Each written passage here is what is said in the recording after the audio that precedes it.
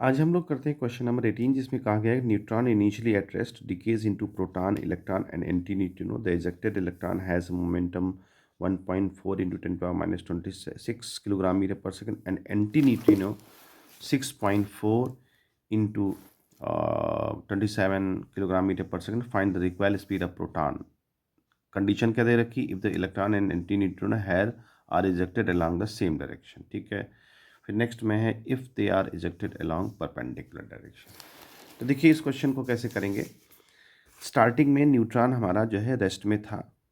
ठीक है. और वो एक्सप्लोड करता है 3 पार्टिकल्स में, प्रोटॉन, इलेक्ट्रॉन और एंटी न्यूट्रिनो. ठीक है. अब चूंकि यहाँ कोई एक्सटर्नल फोर्स अप्लाई हुआ नहीं है, जब एक्सटर्नल फोर्स अप्लाई नहीं होता है वहाँ पर क्या होता है, मोमेंटम कंजर्व रहता है, लीनियर मोमेंटम कंजर्व रहेगा. तो जो इसका मोमेंटम है न्यूट्रॉन का, वही तीनों के मोमेंटम के सम के इक्वल होना चाहिए. यही रूल कहता है. अब इसकी स्पीड थी नहीं, रेस्ट में था, तो इसका मोमेंटम 0. अब प्रोटॉन का momentum mass of proton into velocity of proton plus इसका मोमेंटम हमें दे रखा है इलेक्ट्रॉन का, वो दे रखा है 1.4 इंटू 10⁻26. अच्छा, इलेक्ट्रॉन और एंटी न्यूट्रिनो का भी दे रखा है 6.4 इंटू 10⁻27. अब जब ये चीज़ इधर आएंगी तो माइनस हो जाएंगे, माइनस वीपी मास से आप डिवाइड कर दीजिए. तो देखो इसको हम 26 की जगह 27 बना लेते हैं. तो जब ऐसा करेंगे ना तो डेसिमल का पार्ट हट जाएगा और यहाँ आ जाएगा डेसिमल का पार्ट, यानी 14 इसको हम ले सकते हैं.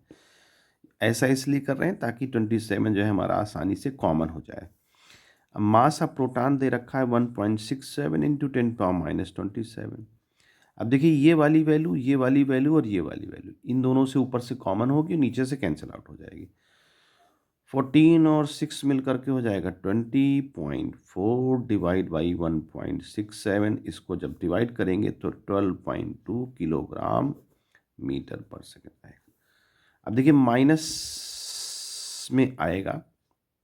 अब माइनस आने का मतलब ये है कि जैसे अगर प्रोटॉन और anti neutrino same direction move कर रहे हैं, तो सॉरी इलेक्ट्रॉन और एंटी न्यूट्रिनो, तो जो प्रोटॉन होगा वो अपोजिट डायरेक्शन मूव करेगा. बस इतनी सी बात है माइनस साइन का मतलब. फिर दूसरी बात करता है कि अगर दोनों परपेंडिकुलर मूव कर रहे हों, यानी कि जो आपका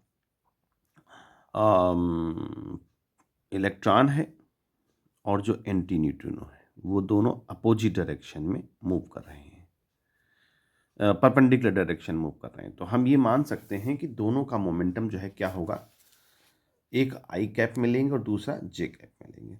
तो क्वेश्चन में यहाँ फिर वही चीज़ पूछी गई है कि क्या उसकी स्पीड होगी प्रोटॉन की, तब उस समय स्पीड क्या होगी.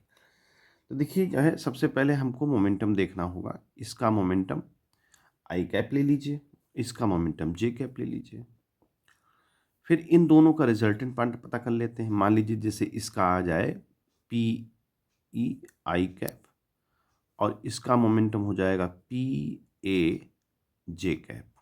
ठीक है. इन दोनों का जो रिजल्टेंट होगा वो इस डायरेक्शन में आएगा, तो इसका रिजल्टेंट हमारा आया इस डायरेक्शन में मान लीजिए. तो जो तीसरा पार्टिकल होगा प्रोटॉन, क्योंकि देखिए सब कंजर्व होना चाहिए, हर जगह हर कंजर्वेशन लगता है, तो अगर इन दोनों का रिजल्टेंट इस डायरेक्शन में है तो निश्चित है कि प्रोटॉन का मोमेंटम इस डायरेक्शन में होगा, होगा ही होगा 100%, उसमें कोई डाउट नहीं है. तो सबसे पहले हम क्या देखें, इसका और इसका रिजल्टेंट देखें. तो जब इसका रिजल्टेंट हम देखेंगे तो क्या आएगा, इसको तो हम 14 बना चुके हैं, 14 इंटू 10⁻27 माइनस का, है ना, और आई कैप प्लस ये हमारा 6.4 इंटू 10⁻27 जे कैप. अब चूंकि इसका रिजल्टेंट फाइंड करने के लिए हमें मालूम है कि इसका स्क्वायर करना पड़ता है और अंडर रूट लगानी पड़ती है, ये हमें सब बातें पता है. ठीक. अब 27 यहाँ भी है, 27 तो बाहर आ जाएगा 27 माइनस का, इसीलिए ये आसान हो जाता है यहाँ ये सेट करना कि दोनों को पावर सेम कर लो, तो स्क्वायर जब खोलेंगे तो उसका स्क्वायर होगा और बाहर निकल के आएगा तो फिर से वही चीज़ बन जाएगी, तो 27। हाँ, 14 का स्क्वायर करेंगे और 6.4 का स्क्वायर करेंगे और दोनों को ऐड करेंगे। जब दोनों को ऐड करेंगे तो हमारा लगभग कुछ आएगा 15.4 इंटू 10⁻⁻27 किलोग्राम मीटर पर सेकेंड। ठीक है। यहाँ पर हमको देखना होगा, तो ये हमारा रिजल्टेंट आ जाएगा प्रोटॉन सॉरी एंटीन्यूट्रिनो और इलेक्ट्रॉन का, ये रिजल्टेंट आ गया हमारा। ठीक है। अब हमने आपसे क्या क्या कहा, इन दोनों का जो रिजल्टेंट होगा वही रिजल्टेंट का अपोजिट डायरेक्शन में, बिल्कुल अपोजिट डायरेक्शन में प्रोटॉन का भी मोमेंटम होगा। तो यानी कि इन दोनों का मोमेंटम आपस में इक्वल होगा, यानी इन दोनों का रिजल्टेंट जो ये आया है और इसका, तो हम लिख सकते हैं momentum of proton is equal to resultant of electron and anti neutrino. ठीक। अब इसकी वैल्यू तो हम लोग निकाल ही चुके हैं, 15.4 इंटू 10⁻⁻27। अब हम चूंकि वेलोसिटी पता करनी है प्रोटॉन की, मास नीचे ले आएंगे हम लोग, है ना, मास यहाँ नीचे आ जाएगा। मास कितना, 1.67 इंटू 10⁻⁻27। ये पूरा पूरा कैंसिल आउट हो जाएगा। जब इसको आप डिवाइड करेंगे तो ये लगभग आ जाएगा 9.2 किलो सॉरी मीटर पर सेकेंड। हाँ, मीटर पर सेकेंड। देखो यहाँ भी हमने गलती कर दी थी, जो यूनिट है वो मीटर पर सेकेंड में आएगी, वेलोसिटी है ना मीटर पर सेकेंड। ठीक है। तो इस तरह से इस क्वेश्चन को सॉल्व करेंगे और उसमें कोई दिक्कत वाली बात नहीं है।